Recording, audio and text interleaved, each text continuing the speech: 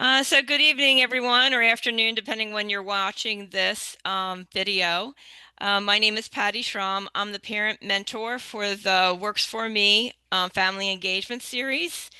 And tonight we have Mark Miller here. He's going to be presenting on competitive community employment for our presentation tonight. We are recording this. If you are able to use it individually, you can watch it, or as a group, which would be very helpful. And just be able to go through your questions as you watch this. You'll be able to figure out your questions, and ask who's ever in the room, or you can send an email, and we can reach out to the presenter. So with that, I'm going to go ahead and get started. I'm going to turn it over to Mark Miller and let him introduce himself while I pull up the presentation, Mark. Okay, well, thank you. Can you hear me okay, Patty? Yes. Okay, good. Well, good evening or afternoon, evening, kind of whenever you're viewing this, everybody. We're so glad that you're able to tune in to this presentation. The topic today, as you can see, is competitive community employment. And again, my name is Mark Miller. I'm going to kind of walk you through a lot of different pieces of information that I hope that you'll find helpful for making any types of choices that you might as far as moving forward with competitive community employment. So with that, I'm going to go to the next slide and we'll jump right into it. So before I get started, I want to just set the stage and for talking about community employment. A lot of times when you hear competitive community employment, you think, oh my goodness, I don't know how my son or daughter or my family member or whoever it is, a loved one who's possibly getting services like in some type of a day program setting. I'm not sure how competitive fits in with where they are.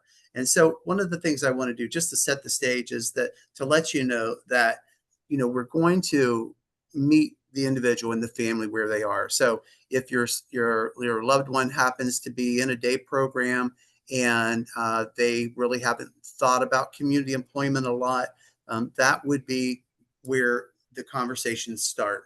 And it would start with the basics. Do you want, what would you like to, what are you interested in? What would you like to be pursuing? What would you like to explore? And so meeting the individual and the family where they are, I think is really super important because it doesn't give that pressure of, okay, my goodness, we have to go out and jump into a job. And that's where the second point, there is no pressure to jump right in and get a job. So we always say your pace, it's not a race. And so wherever the individual is, wherever the family is with talking about community employment, that's where you start. And so the people who are helping you with those types of services, and we're going to be talking about those services that support community employment. Those people who are helping will be working with you at the right pace, your pace, and not a race. So informed choice is the key behind all this, considering the opportunities to learn the variety of things. We're going to be talking a lot about preferences. We're going to be talking about interests. We're going to talk about needs and skills and strength. So that's really the recipe for when you're thinking about what it is you want to be doing in community employment, or even if you want to be doing community employment or thinking about moving in that direction. And we're going to be talking about path to employment. So everything we're talking about, it has to do with moving in that direction, again, with whatever that pace might be. And if it's a very slow pace, or if it's just when you want to get into it, and at what point in time. I think that without that pressure, it certainly just makes everything a lot more palatable as far as moving forward. With that, we'll move on to the next slide, please. So first things first, what might be some reasons to consider community employment? So we think about getting a job in the community, and the first thing we think about is really just earning money. We're going to go and work for money, and certainly that's a very, very important thing for considerations for community employment. But also there's a whole lot of other things that go into what community employment can bring to a person. And it could be a sense of belonging. It could definitely be about earning more money. And certainly people can think of a lot of things that they would like to do with their money. Discover and learn new skills. We're going to be talking about that. We're going to talk about more independence. Being able to do things on your own certainly builds confidence, builds self-esteem. Having a positive contribution, that sense of identity and that pride that comes along with doing a job. Sense of having more control, and then meeting new people. So those are a lot of the things that when you think about community employment, it's not just about going out, doing the job, getting through the day. It's about all these other things that a person can benefit from by doing, by working in the community and getting to have different things that they might be expected to do and tasks that they might be learning. So I'd like to play a video for you. This is called Why Work Matters, and this is from Tennessee Department of Disability and Aging. And this just is kind of an older, dated video, but it kind of gives you a sense of some individuals and some of their family members and also employers who can kind of give you some input and some of their perspectives.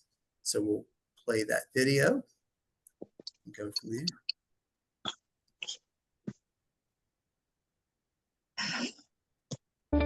Can you hear it okay? I make about $7.75 an hour here. Mostly it's going towards my phone. He loves making money. He likes to be independent so he can buy the things that he wants to with his money. They have money, they have a job, they have responsibilities. I think it means way more to them than it ever did to us because we're expected to go do it. For them, it's more of, I get to go to work today. Now this is our Western Saloon back here. It's $8 an hour and I love it. I spend it on stuff that I like to buy. Already, it makes me feel happy. I get to have money in my pocket to spend. Kelly's just awesome. She brings such an amazing atmosphere to our company. She makes everybody smile every day. The biggest thing is you'll see their smile. They are so happy. They're so thrilled to have meaningful work. That kind of joy is contagious. Charlie's not only a good worker for the city of Martin and for me, he's my friend. I've always tried to have Charlie on a routine so he'll know he don't have to be told what to do every day because I think he's responsible enough. He knows his job, just like I know my job. I don't think that any of us look at him as if he has a disability. He works just like everybody else does here and fits in with everybody else. Coming over here to get my trash can? Yeah. Thank you, Charlie. The people who work around someone with a disability are taken by that. At first it's a little awkward. They're not really sure what to say or what to do. But after they overcome that, what you find is they usually pick up their productivity. So it spreads. The folks that we have working out here on the farm are valued every single day. They've taken their roots here. They've shown ownership and pride. They show up on time. They have good attitudes, and they put in an honest day's work. I would tell anybody to leave that door wide open for any opportunity for somebody with an intellectual disability for a job. If you have the right scenario to put that person in with the right supervision, absolutely no question, you need to do it. It's the right thing to do. How does it feel to have a job in the community? I love it. It gets me out of the house.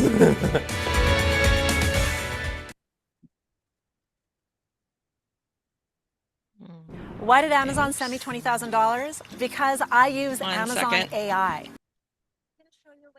Okay. Hold on a second. I love the guy at the very end. He says, it gets me out of the house.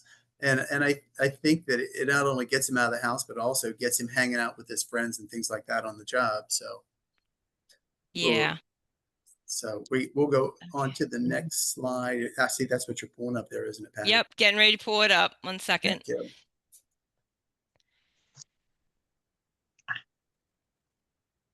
All right. Can you see it okay? And we'll go to the next one. Yeah, I can see it just fine. Yep. There you go.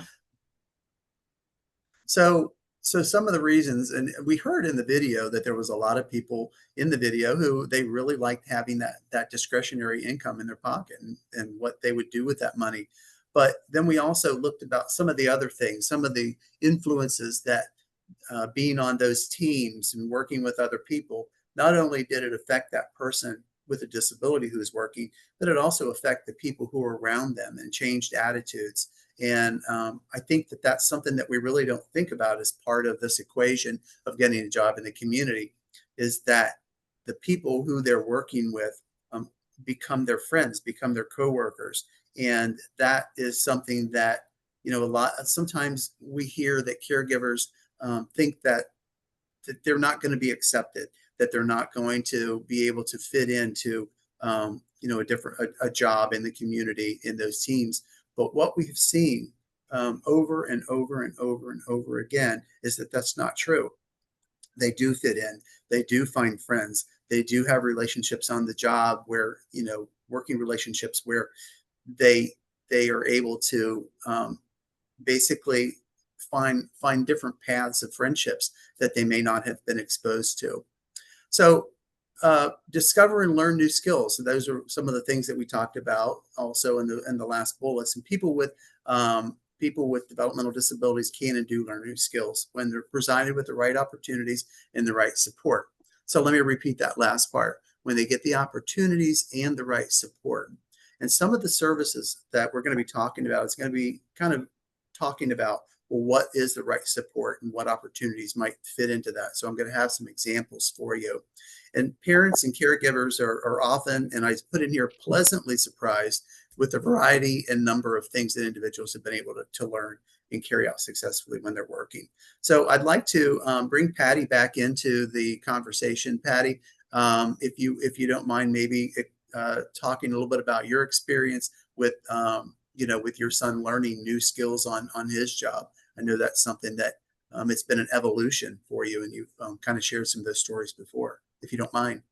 Yeah, sure. So my son has had several, a couple jobs over the years. But this most recent job, that he has, he's kind of been trying to figure out what he likes to do, with the different jobs, what he has liked, what he didn't like, and that kind of thing. But with his most recent job, um, he is working like in a marketplace, behind a deli. He was hired to help with deli and stuff. He does not like to work with knives. He doesn't like cutting. He doesn't like anything like that. So right from the get-go, they knew he didn't want to work with knives or cutting anything. So he would work and communicate with the clients or the customers, and he would get their lunch meat and that kind of thing. Fill up their containers if there was a salad or whatever. Um, so then another part, they started training him in other areas as well. Like he went into dishwasher, he helped clean up. Then he went into produce, and he really enjoys working with produce, unloading the truck, stocking, and all that. Well, that was a year ago. So here we are a year later, and lo and behold, he comes home and says, "Mom, I'm making stuffing." And I'm like, "You're making stuffing?" Well, in stuffing, you do cut onions and celery and that kind of stuff. And he said, "Yeah." He said, "I really like it." He said that, he makes on Wednesdays, he makes stuffing all day. So here he is a year later. He didn't want to cut anything he is now actually making their secret recipe stuffing and loves it. That's his big day of, he works throughout the week, but that's his day, is making stuffing, and especially around the holiday seasons, they make tubs and tubs and tubs of stuffing because they have three different kinds. And so many times people come in and they like want the special stuffing, and he feels so, I guess, proud, or just excited that he's part of something that people really desire and really like.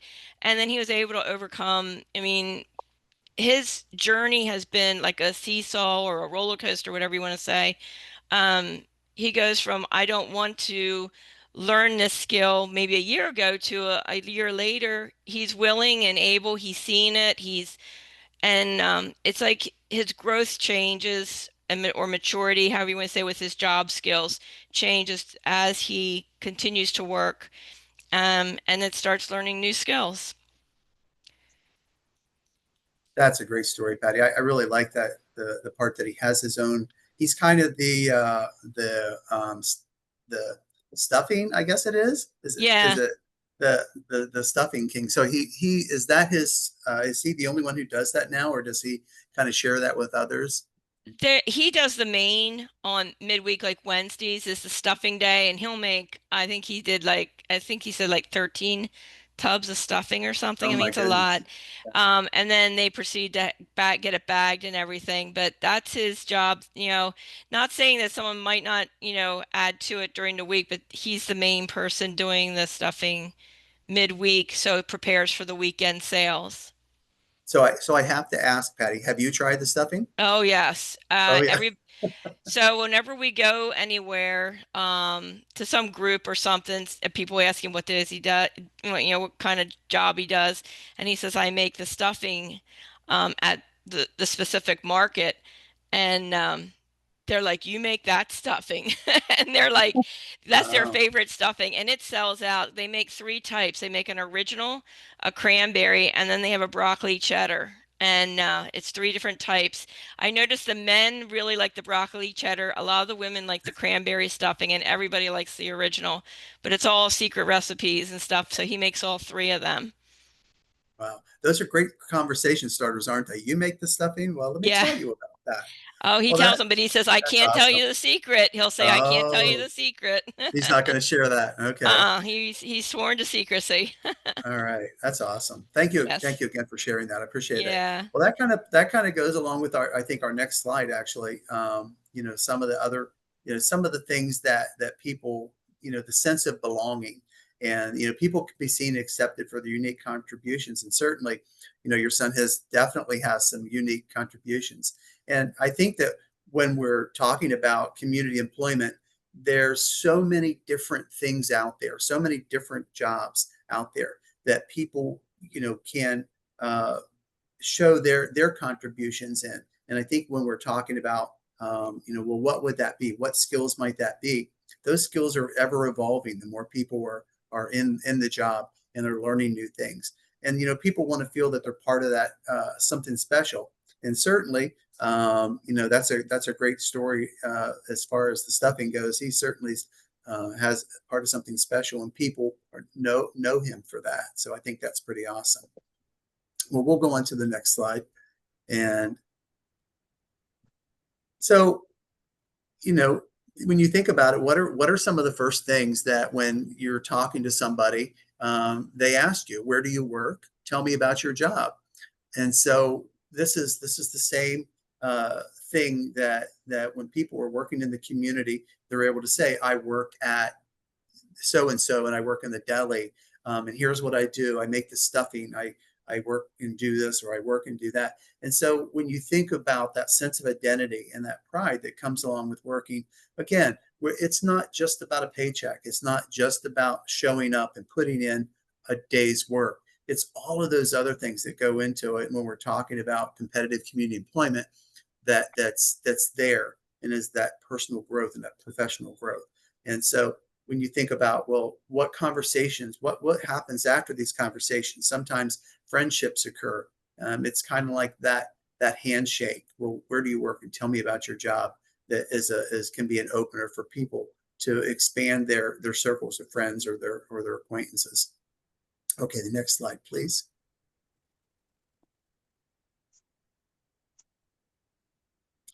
So, when we've talked with a lot of families, a lot of parents and people, caregivers, and a lot of times the perception of what a job is, or what it is, employment, competitive community employment looks like. It's a lot of people think that it's a full-time job, 40 hours a week, working in a factory, working in an office, working, whatever that might be, and completely just total 100% full on, working, and that's it.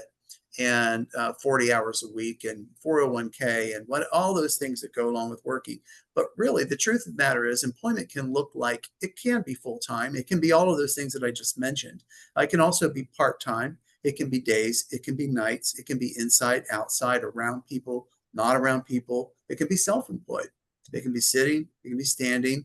It could be one task jobs. It could be 10 task jobs. It could be retail, manufacturing, customer service, office work, hospitality.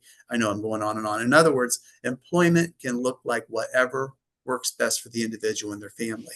And I include and their family because the level of support that the families have or the caregivers have is really important when you're talking about getting a job in the community. But employment can look like almost anything. There's a million ways to earn a living. And there's so many different opportunities and so many different needs out there that people have, or services that people need, or products that people need. So when we're talking about what employment can look like, it really honestly and truly can look like whatever works best for that person.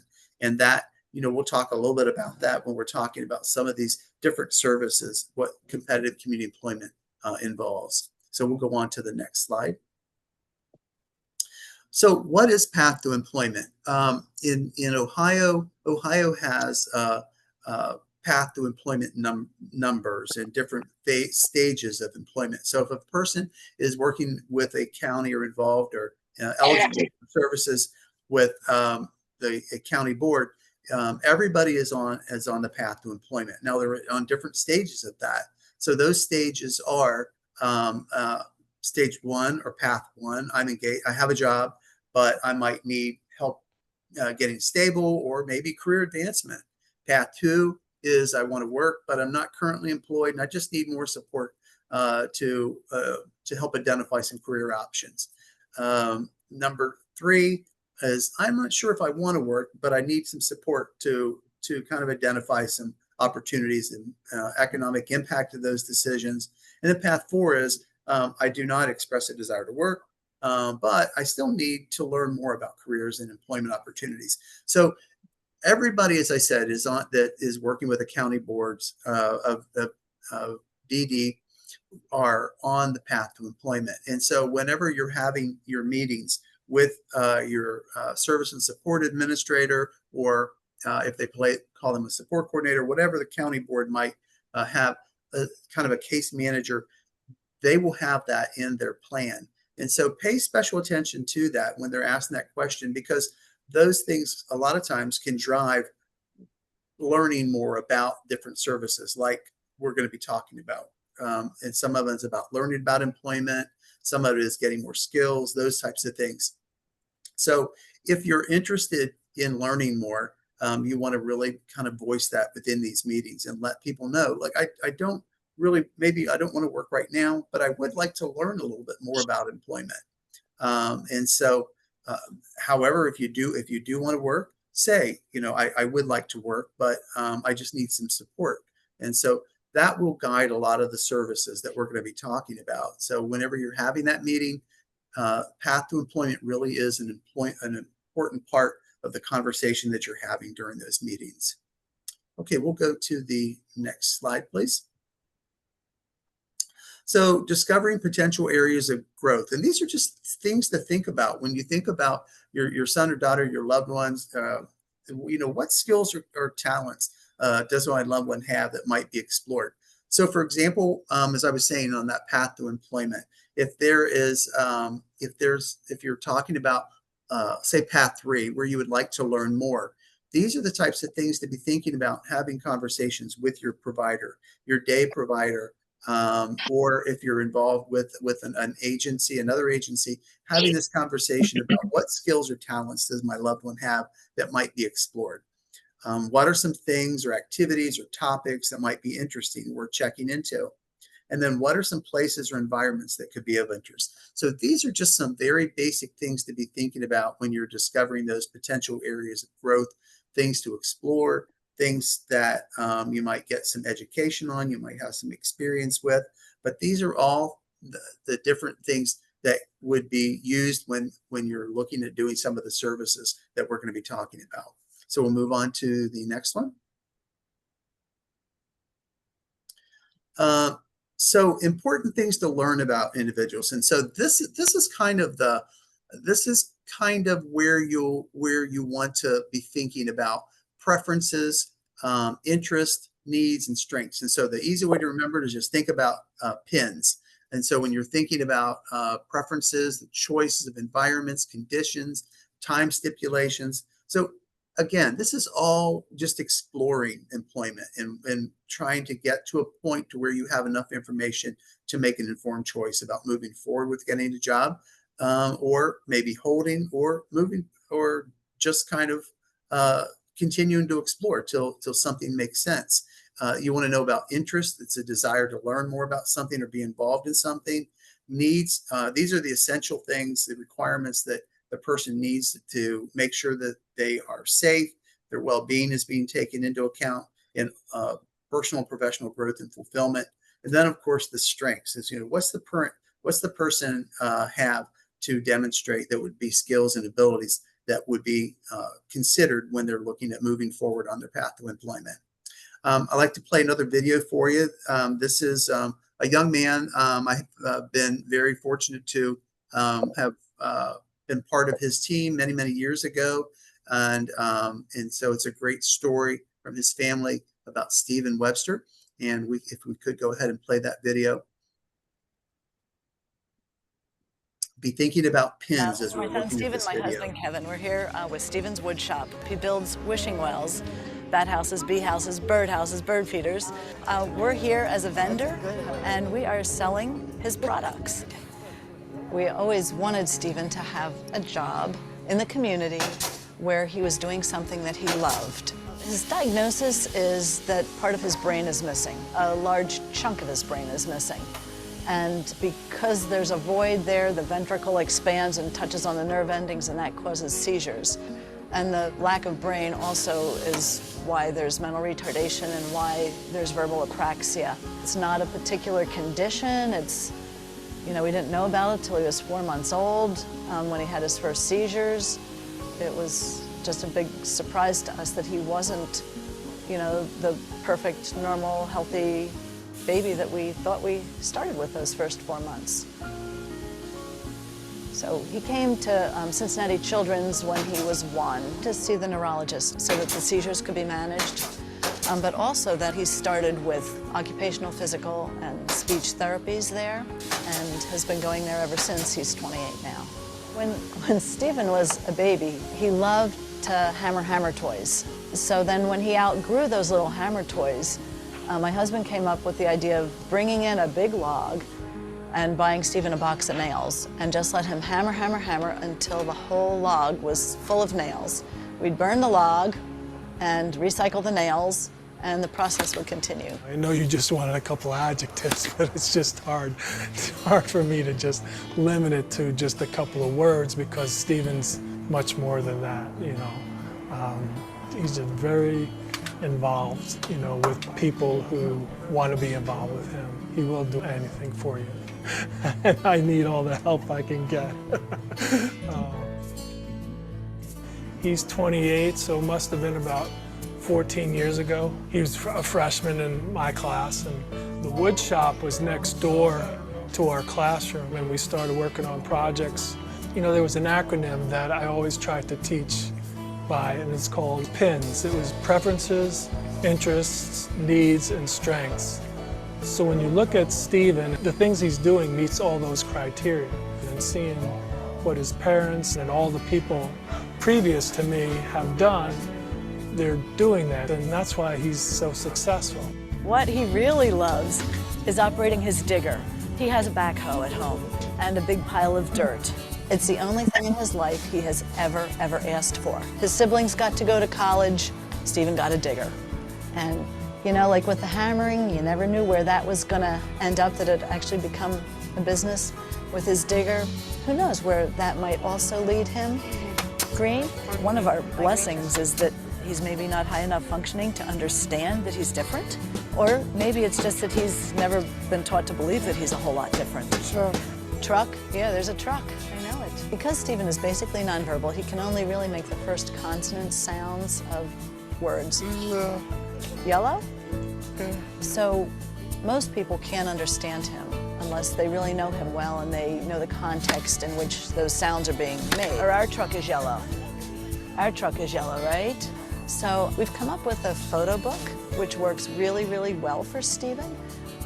We take pictures of just about everything that he does, and then on the computer we print them out on a page, and I put words with it so people looking at a glance can see who was in the picture, who he might be talking about, and where he was and what he was doing and when it was.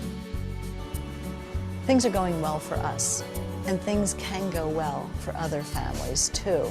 There's a lot more opportunities for people with any kind of disability.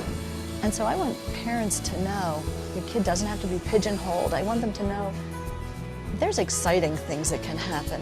Your child can live a really rich and fulfilling life, and they can be really happy. And so if parents can just understand by the time their son or daughter graduates, they should know what their preferences are, what their interests are, what their needs are, what their strengths are, and encourage all the professionals involved with their kids to focus on those things.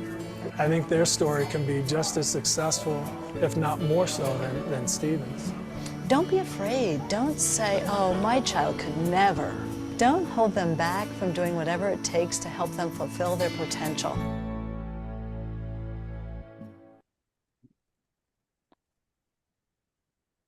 I think that's one of my favorite videos. I just, I've seen this family and the people who are around that surround this family, and it really is great to see the different things that Stephen's been able to do with his business. He's self-employed. He has his own workshop.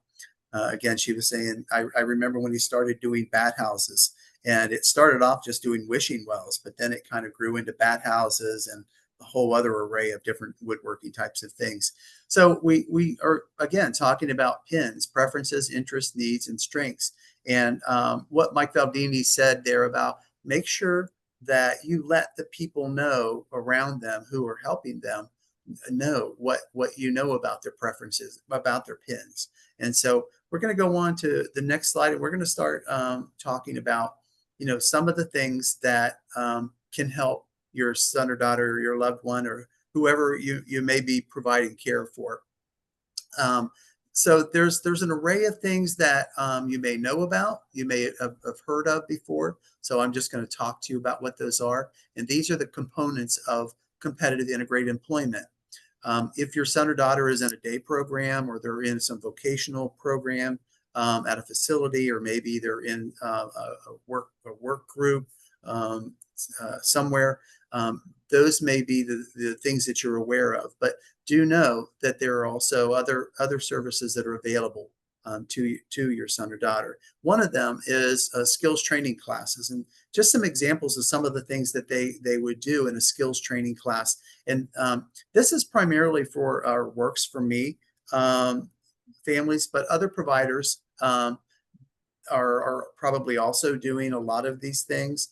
But I know for Works4Me, this skills training is a component of what they're doing, and they're teaching about hygiene, who's who, and who would be the boss, and who do I talk to, who do I go to for help, basic communication strategies, certainly safety in the community. They talk about shopping in the community, at lunchroom dining, as far as taking breaks, all the things, dressing for success, all the things that would help a person to be successful in a community job setting. These are the types of things that they would talk, and there's a whole lot of other things as well under the skills training classes. So this is an example of something that if you're in say the Works4Me program, or if with a Works4Me provider, these are things that they would be able to kind of address with your son or daughter and help them learn some of these different things. So we'll go on to the next slide. Career exploration. This is kind of an involved definition here, used to explore specific outcomes. So basically, this is a way that a person can explore things. And what are those interests? What are those preferences? Taking all of those things, what are those needs? And then what would be a particular employment site that might be of value to, or might be interesting? So career exploration could be going out doing some job shadowing. It could be going out doing some informational interviews. So let's say a person's interested in working around animals. They may go out and do an informational interview at a vet's office or a local zoo, or a shelter, or it could be anything to do with animals. It could be where they sell products for animals. So they would try to find these things, again, your interest and the preferences. They would talk about, what would be things that you would like to do? What skills would you be able to do? So this whole exploration process fits under this title of career exploration. And this is something that the providers are able to do. And so certainly you want to, if that's something of interest, you would want to know about career exploration to bring up in your meetings, or just to bring it up with whoever may be working at the provider site. Say, hey, I've talked with my son or daughter, and this is something they might be interested in exploring. Again, I just want to reinforce, doing career exploration doesn't mean you're going to go out and jump into a job. It really is about getting information about things you'd like to do, places you would like to work, doing the types of tasks that you would be good at or that you could learn more, and then going from there. There is no big commitment that you have to then go into the job if it doesn't make sense for you. But it does at least give you that exploration, that experience to go out and learn more about what could be out there. What are some of the opportunities that might be worth looking into? So career exploration is a fantastic service. And if you talk to the people at your provider site, they would be able to help link you to those services in some way or another. So we'll go on to the next one. Community work experience. So basically the things that you learn when you're doing career exploration, where let's say that you've identified that you want to work around cars, or you want to work around animals, or you want to do customer service things. The community work experience kind of takes all of those things that you've learned in career exploration, and then you develop, you would have a site that you would actually be able to go out and do that work experience. And it's a paid work assessment, and it allows you to get a really good hands-on experience, and to be able to feel what it's like to do that job, what that environment looks like. This is also a way, when you see the what comes out of these work experiences, community work experiences, it also kind of gives the caregivers, the parents, the sense that, okay, well, you get this report back, they did really well, or they may need to work on this. But it really does kind of give you a little bit more confidence that okay, well, community work is community employment really can be something that we can look into.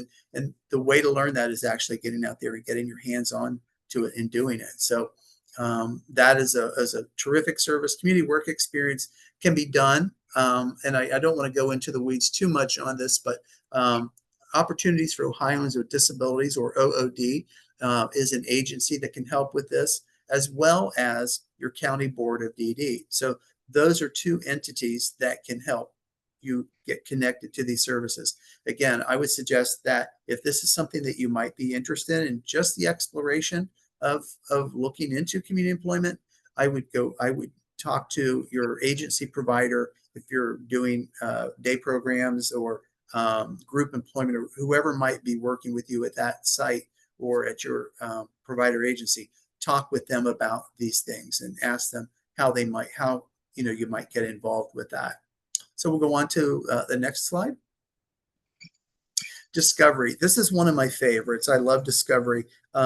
This is really not a great definition of it, but basically Discovery is a process that actually Stephen went through.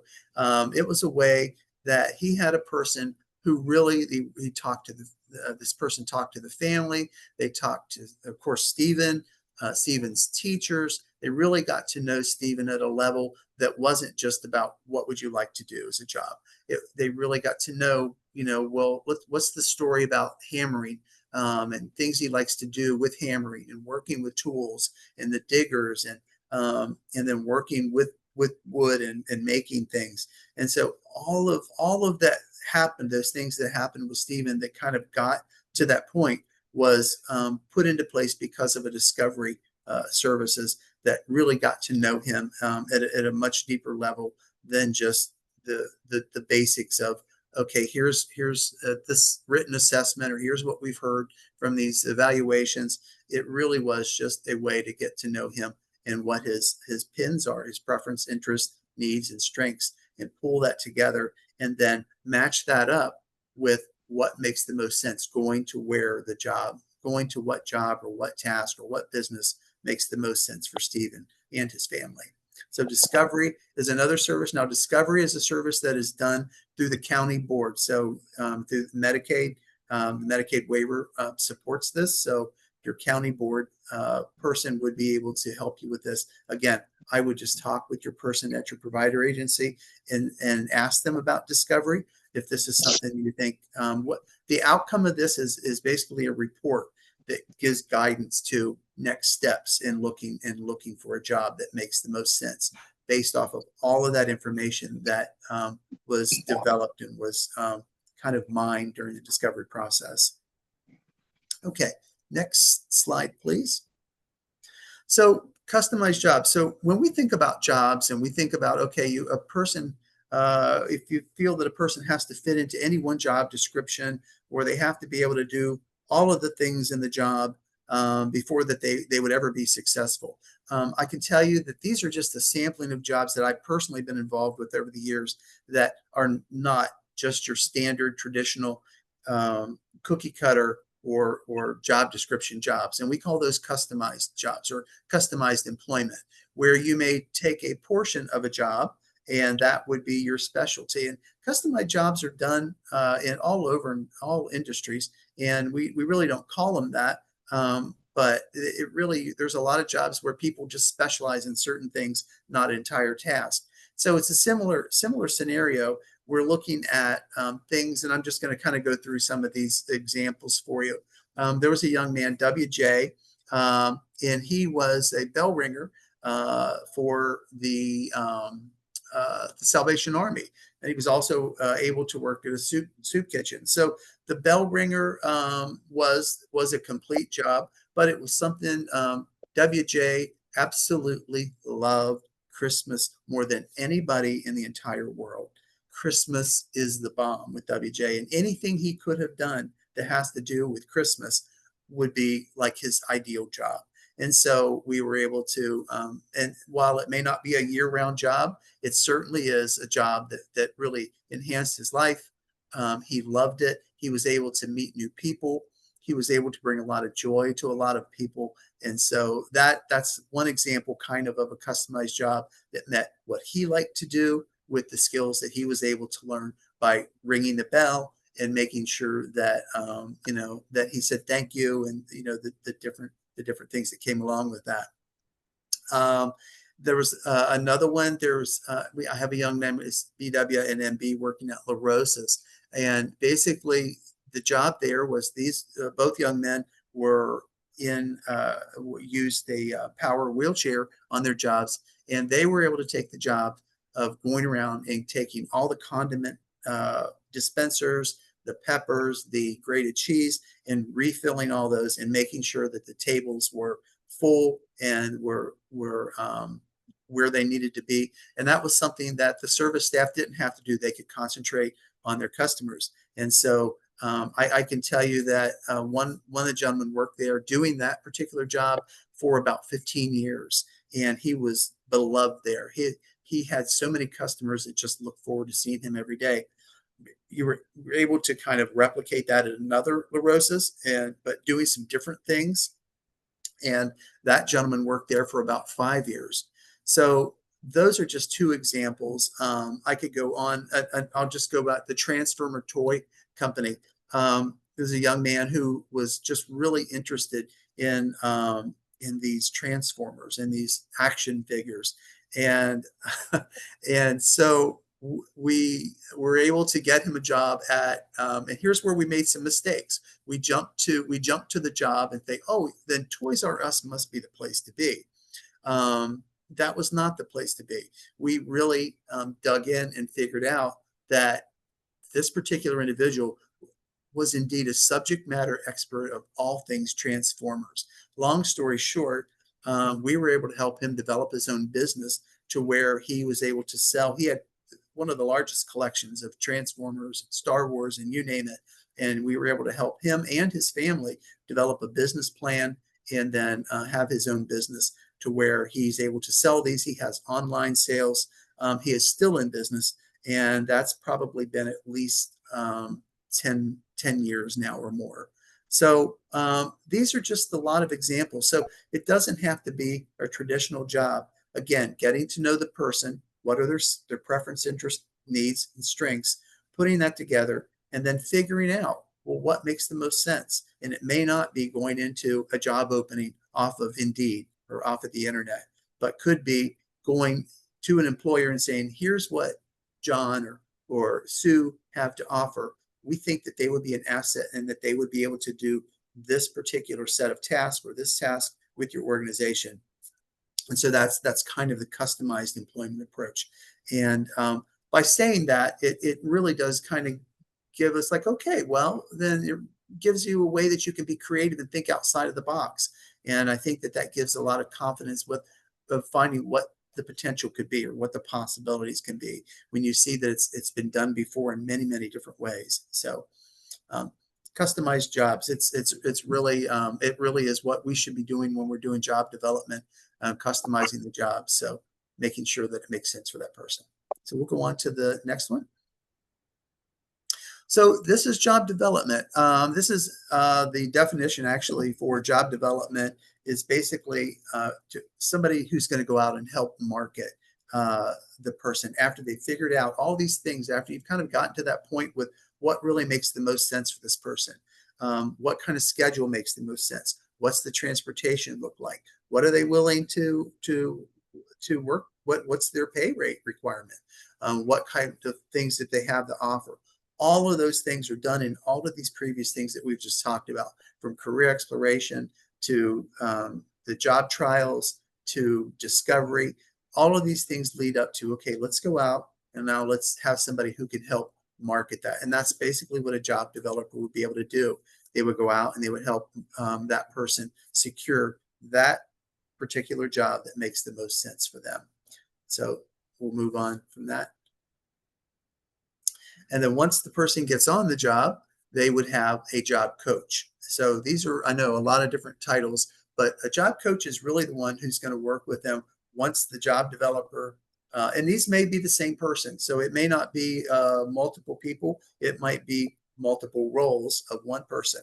But a lot of times they have a job developer and they'll have a job coach, and they could be separate functions. But a job coach is basically there to help them learn their new job and facilitate the inclusion, make sure they know who's who there, making sure they understand what the job is. A lot of times the job coach can act as a consultant, and they're really there just to help the employers so that the employers can provide the necessary training for the trainee. And they also support the coworkers and the supervisors and help them feel confident. In the one video where it took a while for some of the other employees to kind of get used to maybe a different training strategy, or get used to having a job coach, or get used to the person maybe working in a different way. That's really the role of the job coach, is to help that process through and to work with the employers and the supervisors, as well as the trainee on the jobs. So I've covered pretty much all of the roles. Also with a job coach, when the person has learned their job, that job coach will often continue to go back in and check on that person, make sure things are okay. Has job duties changed? Has the management changed? So there's always this continuation of support.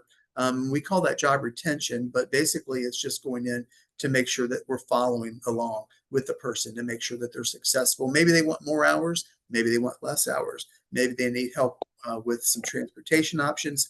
The job coach really fulfills that role to help that person be successful on the job. So these are a lot of functions and a lot of roles that you may not have been aware of that are available to you. And so hopefully this has been helpful for you to learn about some of these different roles for competitive community employment. I'm not sure, do I have another slide on here? I think that might be. Yeah, I put this in here. A lot of people are really, when they're thinking about benefits, and this is the only one I wanted to put in here because it's one that can really, it's an easy, not an easy, but it's definitely a way that you can get more information. So for many years, there was this risk of losing SSI or SSDI. But there's been so many improvements in the Social Security Administration that they've really made a lot of these fears kind of go away, because they've introduced these benefits, work incentives for people to be able to work, and they really want people to be able to work. And so if that is something that you're worried about, do know that there is support for you, where you'll have a professional. We'll go on to the next slide. There is a professional that this is what they do. They have people, work incentives planning assistants, that practitioners, excuse me, who can work with you on figuring out, well, how many hours can you work? How much money can you make? What will be the impact on that? So before you even move towards getting a job, this would be one of the first things that you would want to address. And there's a link on here, and it's right below. It's Working and My Benefits video in the Works for Me Family Live Binder. Excuse me. So that link will take you directly to that particular training, and it's really packed with great information about work incentives and understanding more what the impact of working has on Social Security, SSI, or SSDI. But the bottom line is there is support for you before you even move forward with that, to understand that what the financial impact would be on that. So I would encourage you, please, to click on that link to check out that training as well. And I think that takes us right up to, we'll go to the next slide. Thank you. I appreciate everybody joining us this evening for this. I hope some of this information has been helpful for you. Again, if you can always go back and look at it again. If you have questions about these types of services, I always encourage you to go to your provider and ask for guidance on that. Again, we have these live binders that can give you a whole lot of information about a whole lot of different things that would really help you make informed choices and help you make considerations for potential opportunities for competitive community employment. So again, thank you, Patty. Thank you. And I just want to thank everybody for joining us this evening. So have a great evening.